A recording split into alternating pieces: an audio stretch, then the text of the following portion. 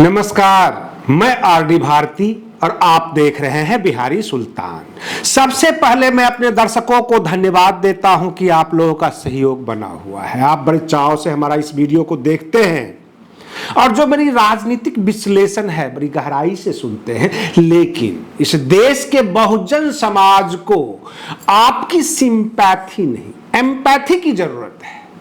कहने का तात्पर्य हमें सहानुभूति नहीं, समानुभूति चाहिए। जैसा हम अनुभव कर रहे हैं वैसा आप भी अनुभव करें। एक बच्चे ने कहा, मैं भी अब 18 वर्ष का हो चुका हूं, मुझे भी बहुजन समाज पार्टी को वोट देने का अधिकार है। वह न्याय की मांग कर रहा है। ये वीडियो काफी वायरल हो रहा है। बच्चे बच्चे के दिल में ये बात अब घुस रही है कि बहुजन सत्ता आना ज्यादा जरूरी है। और अगर आप ये कहते हैं बहन मायावती जी बाहर नहीं निकलती, सड़कों पर नहीं आते हैं, लोगों के बीच में आए, आप बहुत बड़े झूठे हैं भाई साहब। बहन मायावती जी तेलंगाना में गरज रही हैं। आरएस प्रवीण केसीआर को आमने सामने चैलेंज कर रहे हैं। ऐसा लग रहा है कि तेलंगाना में बसपा का शासन आने वाला है। और बहन मायावती जी ने एक सवाल पूछा है पूरे देश के बहुजन समाज से। अगर आपके पास यह जवाब हो तो आप जरूर दीजिएगा। तेलंगाना को संबोधित करते हुए बहन जी ने कहा कि आरएस प्रवीण एक आईपीएस की नौकरी छोड़कर एडीजी रैंक में थे। आम जनता की सेवा करने के लिए, बहुजन सत्ता लाने के लिए इस मुहिम में कूद चुके हैं। तेलंगाना में बसपा का शासन आना चाहिए, रात दिन उन्होंने एक कर दिया है।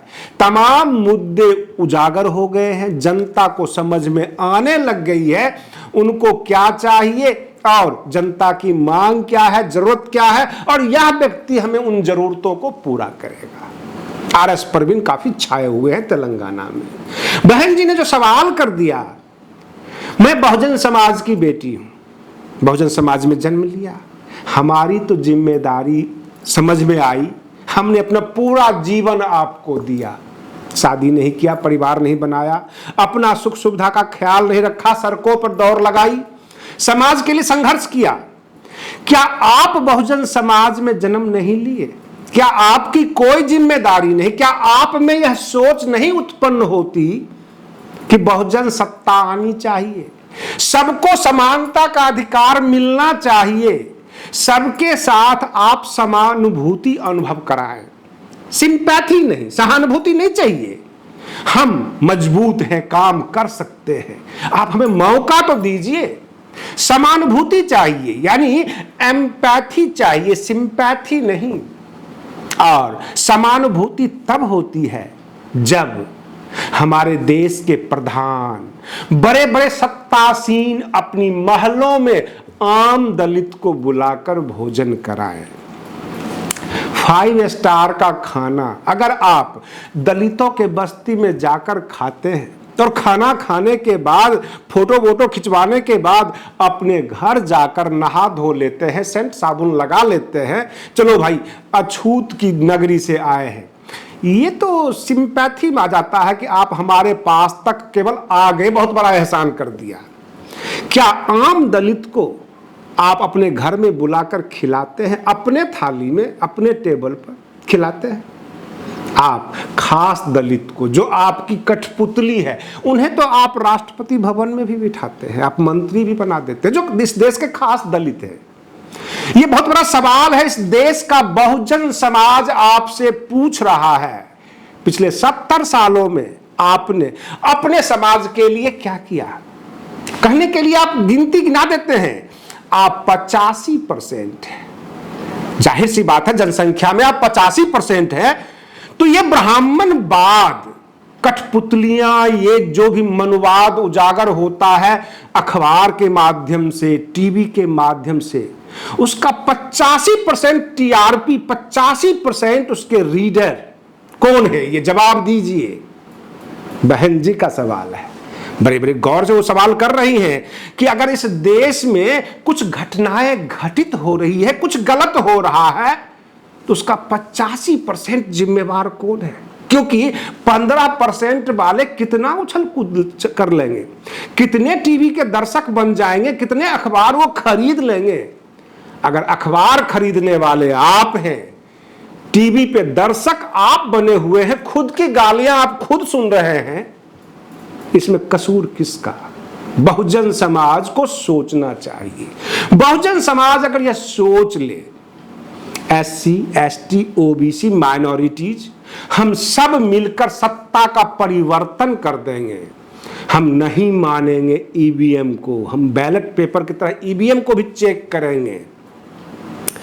जो जाएंगे बूथ पर, बाकायदा एक खास निशान अपने जो भी समाज के लोग हैं उनको आगे बढ़ाएंगे, उनको जनप्रतिनिधि बनाएंगे और उनसे भी सवाल करेंगे कि समाज के लिए आप क्या कर रहे हो। कहीं ऐसा तो नहीं है कि आपने कुर्ता पजामा पहनकर जैसे ही उस महल में गए आपके दिमाग पे मनुवाद बैठ गया, आपके दिमाग में भी सामंतवाद आ गया, आपके भी गेट बंद होने लग गए आम दलितों के लिए। ये बहुत बड़ा सवाल है।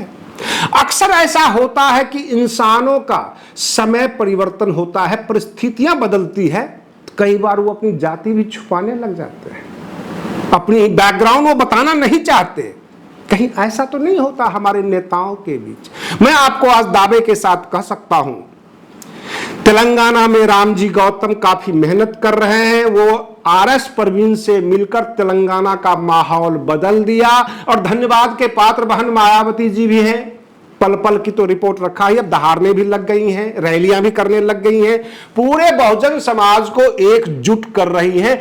बहन मायावती जी उसी फॉर्म में आ गए हैं जो आप कभी सुना करते थे। नई जनरेशन अब बहन जी को देख सकता है और महसूस कर सकता है कि वही बहन मायावती जी हैं जिन्होंने बहुजन सत्ता को कई बार उत्तर प्रदेश में कायम किया था। कहने का तात्पर्य है, बहन मायावती जी भी और तमाम जो नए युवा पीढ़ी है बहुजन समाज के, उसमें वही जज्बा देखना चाहती हैं जो बहुजन समाज के लिए। कहने का तात्पर्य है, अगर आप राजस्थान चुनाव की तरफ बढ़ जाइए, आपको 3 पार्टियां पैरेलल नजर आएगी, भाजपा, कांग्रेस और बसपा, तीनों पैरेलल नजर आएगी। कारण पहले क्या होता था कि भाजपा और कांग्रेस की नूरा कुश्ती होती थी, जो बचा खुचा है मीडिया भी आदर्श कर दिया करती थी। आप कभी पैदल मार्च कर लीजिए, कभी गांव शहर हर जगह घूम जाइए, अगर आपको भाजपा का झंडा दिखेगा, कांग्रेस का झंडा दिखेगा, तो बसपा का भी झंडा दिखेगा। बसपा नजर आने लग गई है। ऐसे आकाश आनंद जी पंजाब भी गए, हर राज्य का वो दौरा कर रहे हैं और अपने कार्यकर्ताओं में पूरी जान फूंक रहे हैं। जो पंजाब के प्रदेश अध्यक्ष है जसवीर सिंह गढ़ी, उन्होंने ये दावा किया कि मैं बहन जी का भाई हूं। भाई जब सड़क पर है ही, बहन के दिशा निर्देश के अनुसार चल ही रहा है, तो ये वो कौन से लोग हैं जो ये कहते हैं कि बहन मायावती जी कभी बाहर नहीं निकलती, कभी लोगों के बीच नहीं आती? और वह कौन सा राज्य है, वह कौन सा शहर है, वह कौन सा कस्बा है जहां बहन मायावती जी नहीं पहुंचती? जरूरत पड़ी तो मध्य प्रदेश में गोंडवाना गणतांत्रिक पार्टी से गठबंधन कर लिया, छत्तीसगढ़ में गठबंधन कर लिया, वहां पे ट्राइबल में उनकी अच्छी पकड़ है और उनकी पार्टी का झंडा और बसपा का झंडा हर पहाड़ पठार गांव कस्बे हर जगह आवाज बुलंद कर रहे हैं। कहने का मतलब यह, बहन जी तीसरा विकल्प बनकर उभर रही। उधर राहुल गांधी जी भारत जोड़ो यात्रा के नाम पर उनको लगता है किसी एक्सपर्ट ने समझा दिया है, जो मैं देखता हूं वॉच करता हूं, मुझे तो यही लगता है किसी एक्सपर्ट ने उनको समझा दिया इस देश को आंसुओं से जीता जा सकता है, प्यार से जीता जा सकता है, गले लगाकर जीता जा सकता है। सीना तान कर आप वोट नहीं ले सकते, धमकाकर आप वोट नहीं ले सकते आम जनता का। राहुल गांधी जी किसान मजदूर छोटे बच्चे को गोद में उठाते हैं, गले मिलते हैं और ये कोशिश करते हैं बार बार यह दिखाने के, जैसा आप हैं वैसा ही मैं ही हूं, मैं भी वैसा ही हूं। कहने का मतलब समानुभूति, दिखा रहे हैं, सहानुभूति नहीं दिखा रहे हैं, नेताओं की तरह वहां पर कुछ ग्रांट नहीं करते हैं। जैसे कि मनोहर लाल खट्टर जो हरियाणा के मुख्यमंत्री हैं, उन्होंने एक व्यक्ति के बारे में लिखा, ट्वीट भी किया बाकायदा, आप देख सकते हैं। मैंने इनके इलाज के ऊपर जो है पर्सनल जो मुख्यमंत्री कोष है उससे 50,000 रुपये ग्रांट किए। भाई साहब 500-500 रुपये का तो एक एक इंजेक्शन आता है, दवाइयों में ही फुर्र से उड़ जाएगा। वो 50,000 रुपये देना ही था, 2-4-5 लाख दे देते। 50,000 दिए, ग्रांट किए, उसमें भी चिट्ठी बनाई बाकायदा, सारे रिकॉर्ड मेंटेन होंगे, तब जाके वो 50,000 उस मरीज तक पहुंचेगा। और क्या पता पहुंचने से पहले वो दम न निकल जाए उसकी। ये है इस देश की समस्या।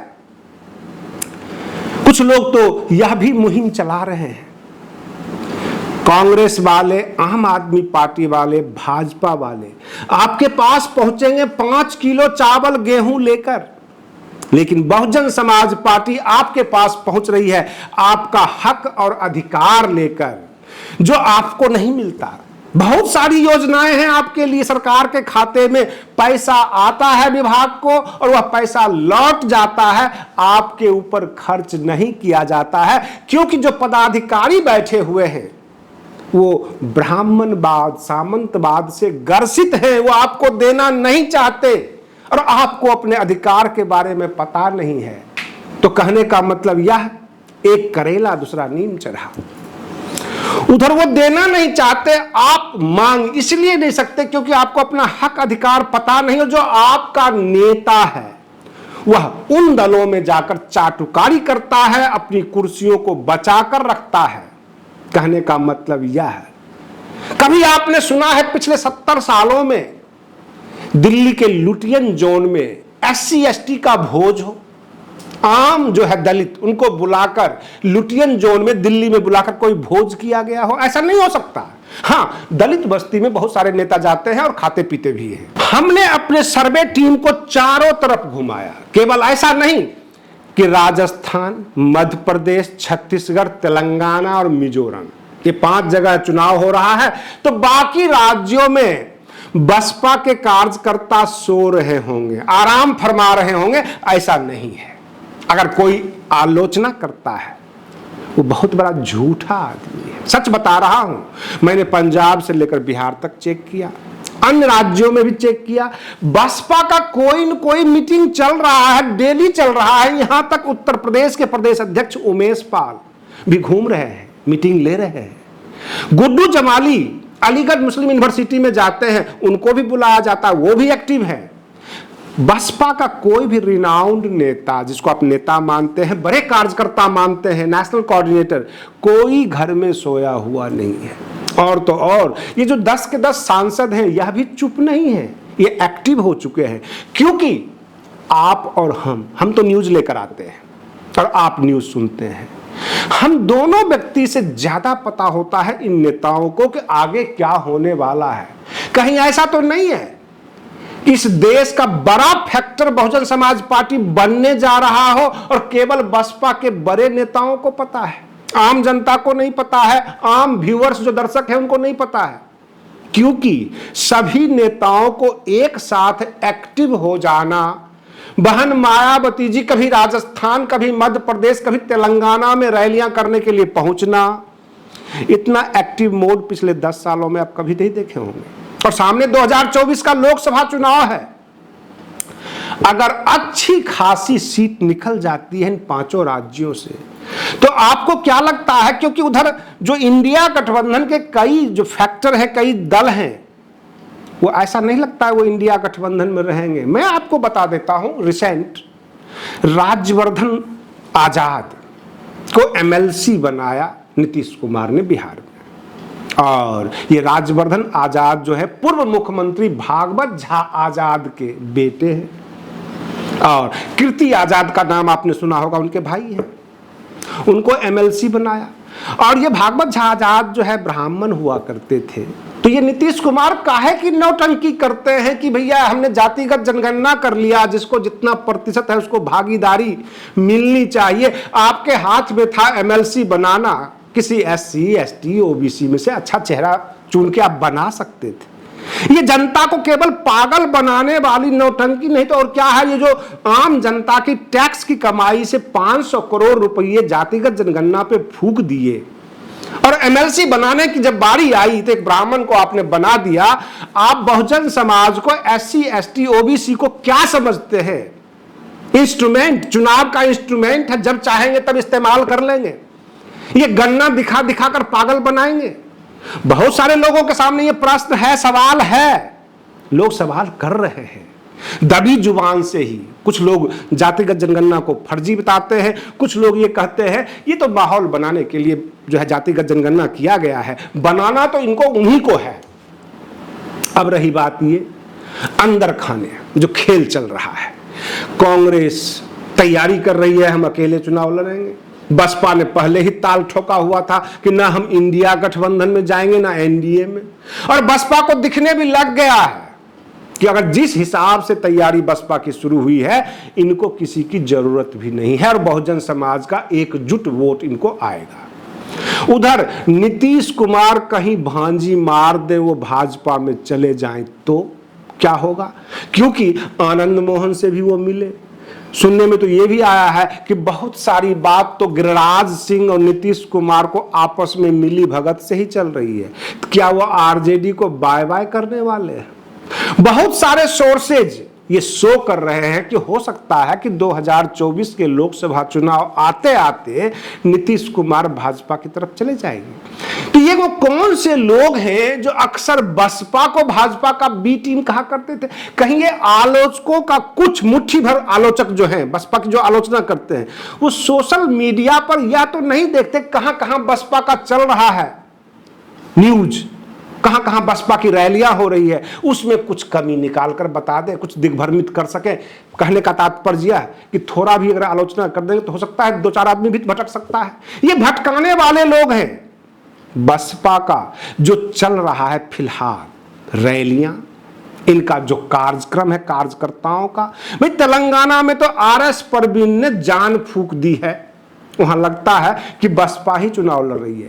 केसीआर किस किस से मुकाबला करें? कांग्रेस से करें, भाजपा से करें, या किससे किससे करेंगे? और एक बात और बता देता हूं, इस देश के अल्पसंख्यक इस बार बहन मायावती जी के साथ जा रहे हैं।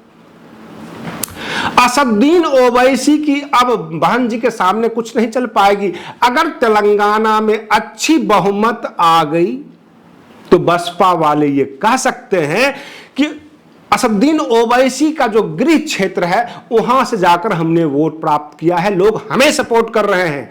अल्पसंख्यक एससी एसटी ओबीसी सब हमें सपोर्ट कर रहे हैं, ये बसपा वाले कह सकते हैं। आज के लिए इतना ही। आप बने रहिए बिहारी सुल्तान चैनल पर। हम फिर मिलते हैं अगले वीडियो में, तब तक के लिए धन्यवाद।